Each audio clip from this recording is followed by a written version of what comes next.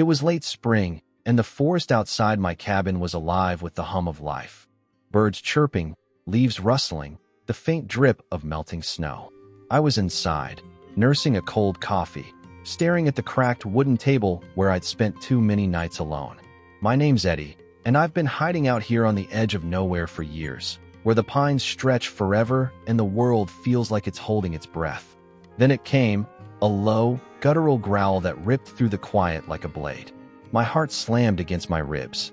I set the mug down, hands trembling, and crept to the window. Through the grimy glass, I saw her, a black bear, massive, her fur matted with mud and pine needles, eyes wild and bloodshot. At her feet was a cub, barely moving, its sides slick with blood, staining the dirt below. I'm no hero, never have been. I've spent most of my life running from things, my divorce, my mistakes, my daughter Sophia. But something in that mother bear's stare stopped me cold. It wasn't just desperation, it was trust, like she'd chosen me to fix what was broken. I grabbed my jacket, tugged on my boots, and cracked the front door open, just enough to get a better look. The air was sharp, smelling of wet earth and something coppery blood. The cub whimpered, a sound so small it cut right through me. The mother bear didn't move, just stood there, nudging the cub closer with her snout, her eyes locked on mine. I'm gonna help, I whispered, more to myself than to her. Easy girl. I stepped outside, my pulse hammering in my ears. Every instinct screamed to run, but I crouched low, keeping my hands visible. She didn't charge, didn't even flinch. She just watched, muscles tense, as I inched toward the cub. It was small, maybe 3 months old, with a jagged gash across its flank, deep enough to show muscle. Blood pooled in the dirt, mixing with the spring mud. I didn't know what I was doing, but I couldn't leave it there to die. I scooped it up, bracing for her to lunge, but she backed away, letting out a low huff. The cub was heavier than I expected, its fur damp and warm against my chest. I carried it to the shed out back, my boots slipping on the wet grass. The shed was a mess, rusted tools, stacks of firewood, and a dusty box of vet supplies I hadn't touched since I was a kid helping my dad patch up strays. I laid the cub on an old tarp, its breathing shallow, ragged. The gash was worse up close, torn and ugly, like it had been caught in a trap or attacked by something bigger. I dug through the box, pulling out gauze, antiseptic, and a curved needle, stuff I barely remembered how to use. My hands shook as I cleaned the wound, the cub twitching with every touch. Its eyes were half open, glassy, but it was still fighting. As I worked, my mind wandered to Sophia. She's 17 now, living with her mom in town, 30 miles away. We haven't spoken in months, not since I lost my temper over some dumb argument about her skipping school. I can still see her face, the way her eyes went cold before she walked out. Her old photos are still on my fridge, her at 6, grinning with pigtails, holding a dandelion. Looking at them feels like pressing on a wound, but I keep them up anyway. I don't know how to fix us, and here I was, trying to fix a bear cub I had no business touching. A sharp knock at the shed door snapped me out of it. I nearly dropped the needle, my hands slick with blood and antiseptic. Eddie, open up. It was Jack, my neighbor, his voice rough as gravel. I wiped my hands on my jeans and cracked the door. Jack stood there, his face flushed, a shotgun slung over his shoulder. He's the kind of guy who thinks every problem ends with a bullet. He glanced past me, saw the cub, and his jaw tightened. What the hell are you doing? He said, stepping inside without asking. You got a wild animal in here? You lost your damn mind. It's hurt. Jack, I said, trying to keep my voice steady. I'm just trying to help. Help? He laughed, short and bitter. That thing's gonna bring its mama back, and then what? You gonna fight off a bear with a sewing kit? She's not gonna hurt me, I said, though I wasn't sure I believed it. She brought it here.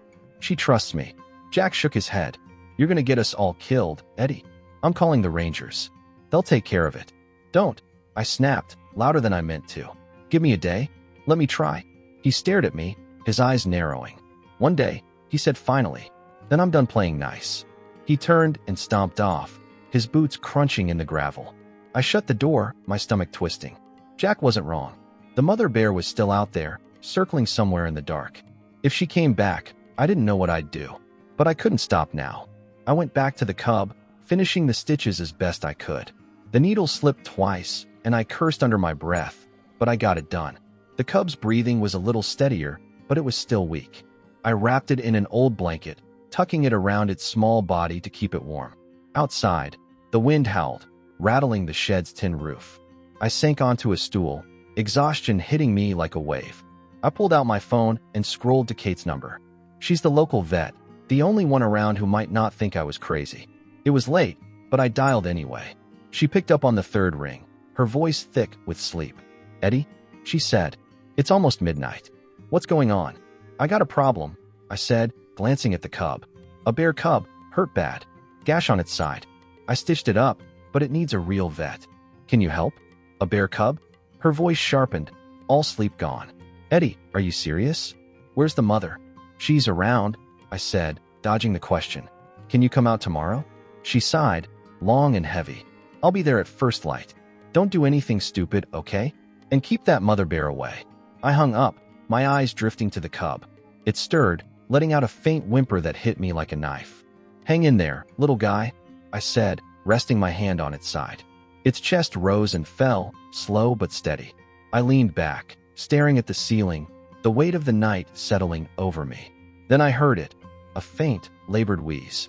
The cub's breathing was slowing, each gasp weaker than the last. My heart sank. I checked the wound, the stitches, the blanket, everything. It wasn't enough. Panic clawed at me. I grabbed my phone again, staring at Kate's number, but it was too late to call her back. The cub needed help now, and I was all it had. I stood up, pacing the shed, my mind racing. The mother bear was out there, waiting. Jack was ready to call the rangers. And this cub, this tiny, broken thing, was slipping away in my hands. The sun was barely up, painting the sky a pale pink, when I loaded the cub into the back of my truck. It was wrapped in the same blanket from last night, its breathing still shallow but steadier than before. I'd stayed up most of the night, checking on it, afraid it wouldn't make it till morning. My name's Eddie, and I'm no stranger to sleepless nights, but this one felt different, like I was carrying something bigger than myself. The mother bear hadn't come back, but her shadow hung over me, like she was watching from the trees. I drove the winding road to town, the cub tucked in a crate behind the seat. The forest blurred past, all green and gold in the late spring light. Kate's clinic was a small brick building on the edge of town, the kind of place you'd miss if you weren't looking. I pulled up, gravel crunching under the tires, and carried the crate inside. Kate was waiting, her hair tied back, already in her scrubs. "You weren't kidding," she said, peering into the crate. Her voice was calm, but her eyes widened when she saw the cub. "Jesus, Eddie, this is a bear." "I know," I said, setting the crate on the exam table. "Can you help it?" She didn't answer right away, just pulled on gloves and started checking the cub. "Its wound looks better than I expected," she said, inspecting my clumsy stitches. "You did okay for a guy with no training. But it's dehydrated, and that gash is deep. I'll clean it properly, give it fluids, maybe antibiotics." "What about the mother?" I asked, my stomach twisting. "She's still out there." Kate looked up, her face serious. "If she comes back, you're in trouble. Bears don't just leave their cubs. She's probably tracking you right now." I nodded, trying not to picture those bloodshot eyes. "Just do what you can," I said. She got to work, and I stood back, feeling useless. The cub stirred as she cleaned the wound, its tiny paws twitching. For a moment, I felt a flicker of hope. Maybe I hadn't screwed this up completely. But then my phone buzzed in my pocket, pulling me back to reality. It was a text from Jack. "Town Hall, noon. Be there. We're talking about your bear problem." "Great," I muttered, shoving the phone back in my pocket. Jack wasn't wasting time. Kate glanced over. "Trouble?" "Yeah," I said. "My neighbor wants to call the rangers. Thinks the cub's a danger." She shook her head. "He's not wrong. If that mother bear gets protective, things could get ugly. You sure you want to keep this up?" I didn't have an answer. All I knew was that cub was still breathing because I hadn't given up. "I'm not letting it die," I said finally. Kate didn't argue, just kept working. By the time she was done, the cub looked better, its eyes were brighter, and it let out a small grunt as she gave it a bottle of formula. "You'll need to feed it every few hours," she said, handing me the bottle. "And keep it warm.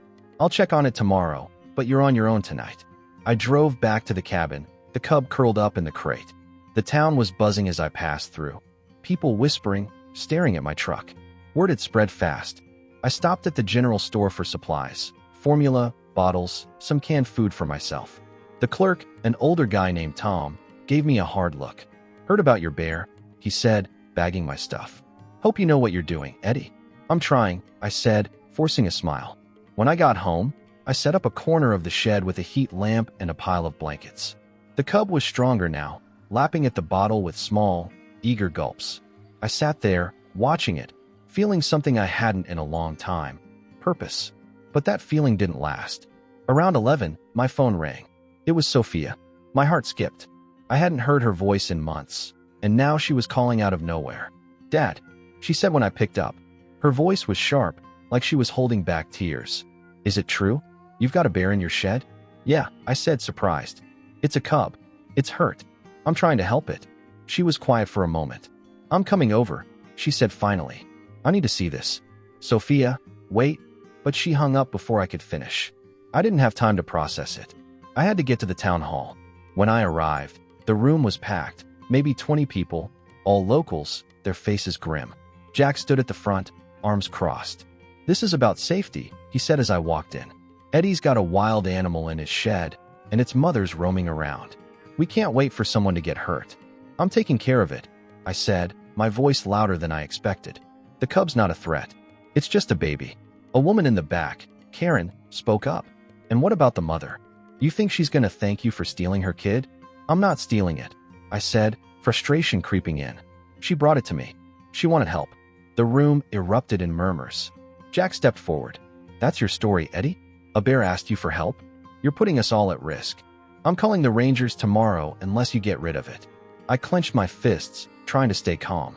"Just give me a few days," I said. "Let me get it strong enough to go back to its mom." Jack shook his head. "You've got till tomorrow night." That's it. I left the meeting, my chest tight. When I got back to the cabin, Sophia's car was in the driveway. She was sitting on the porch, her arms crossed, her dark hair pulled back. She looked older than I remembered, her eyes carrying a weight I hadn't seen before. "You didn't have to come," I said, stepping out of the truck. She stood up, her jaw tight. "You didn't have to take in a bear, but here we are?" I sighed. "Come see it." We went to the shed, and Sophia's face softened when she saw the cub. "It's so small," she said, kneeling beside it. "What happened to it?" "Got caught in something," I said. "Maybe a trap. I'm doing what I can." She looked at me, her eyes searching. "Why? You don't even take care of yourself, Dad. Why this?" Her words hit hard. I wanted to say something, to explain the guilt, the loneliness, the need to fix something, anything. But all I said was, it needed me. Sophia didn't respond, just reached out and touched the cub's paw. "Can I help?" she asked quietly. "Yeah," I said, my throat tight. "Yeah, you can." We spent the next hour feeding the cub, taking turns with the bottle. It was the most time we'd spent together in years. For a moment, it felt like we were okay, like we could find our way back. Sophia told me about school, about her mom, about how she'd been struggling. I listened, really listened, for the first time in too long. But as the sun set, I noticed something outside the shed window, fresh paw prints in the mud, big ones. My heart sank. The mother bear was back, circling closer. I didn't tell Sophia. I didn't want to scare her. But as we locked up the shed for the night, I couldn't shake the feeling that we were running out of time. The morning light filtered through the pines, casting long shadows across the yard. I hadn't slept much, my mind stuck on those paw prints outside the shed. The cub was stronger now, its eyes bright, lapping formula from the bottle like it had a reason to keep going. My name's Eddie, and for the first time in years, I felt like I was doing something right. But the weight of what came next was crushing me. Sophia was still here, asleep on the couch, her presence a quiet reminder of what I'd been running from. The cub, the mother bear, the town, they were all closing in, and I was out of time. I was feeding the cub in the shed when Kate pulled up, her truck rattling over the gravel. She stepped out, her face serious but softer than yesterday. "How's our patient?" she asked, kneeling beside the cub. "Better," I said, watching it nuzzle the bottle. "It's eating, moving a little." She checked the stitches, her hands steady. "You did good, Eddie. It's healing. But here's the thing. It's too young to survive on its own. If you release it, it might not make it. The mother might not take it back either. Sometimes they don't." My stomach dropped. "So what do I do? Keep it here?" She shook her head. "You could take it to a wildlife rehab center.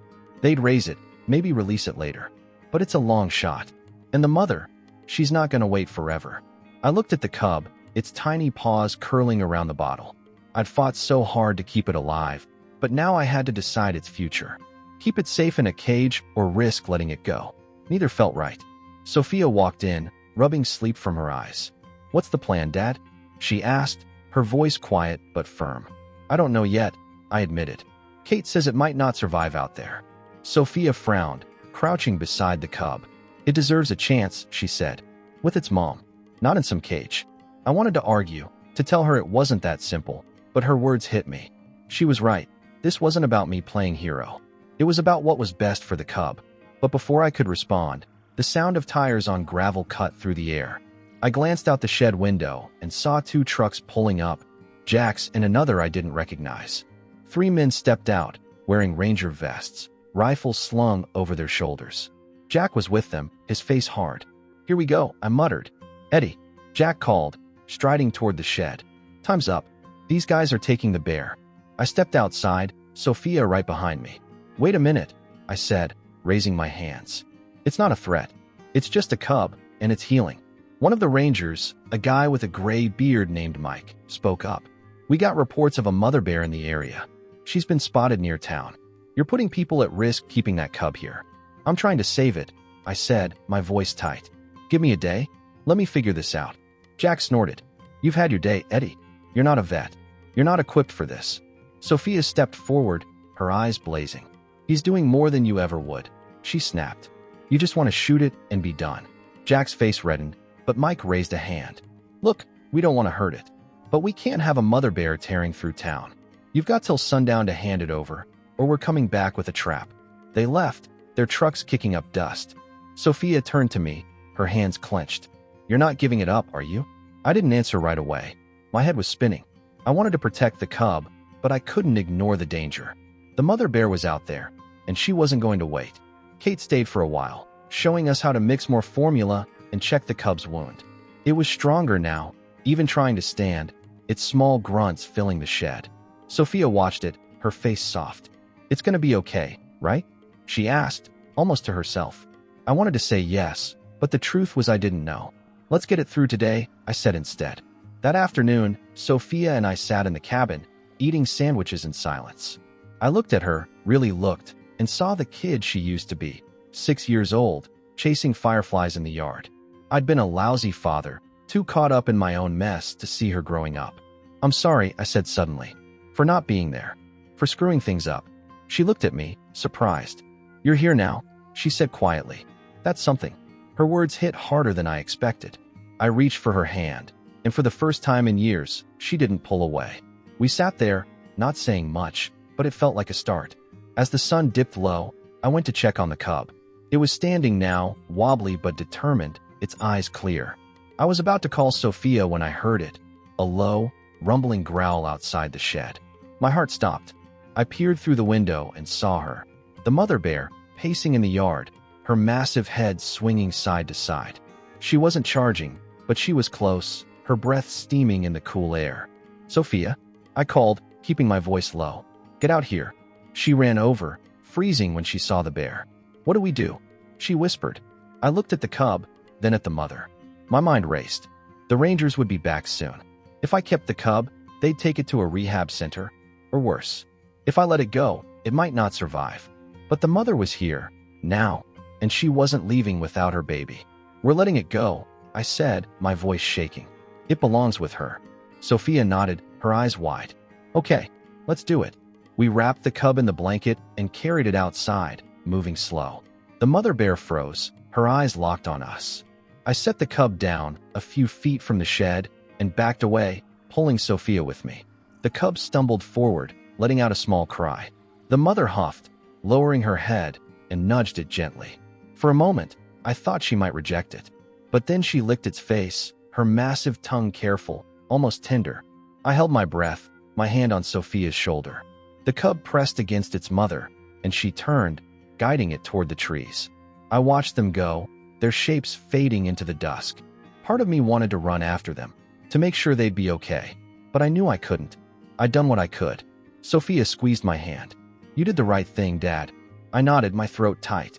I thought of her as a kid, running through these same woods, fearless. I'm gonna do better, I said, looking at her. For you. She smiled, just a little. You'd better. We stood there as the forest swallowed the bears, the silence heavy but not empty. I didn't know if the cub would survive or if the mother would keep it safe. But for the first time in a long time, I felt like I'd made a choice that mattered. Sophia stayed with me that night, and as we sat on the porch, watching the stars, I felt something shift. Not an answer, but a beginning.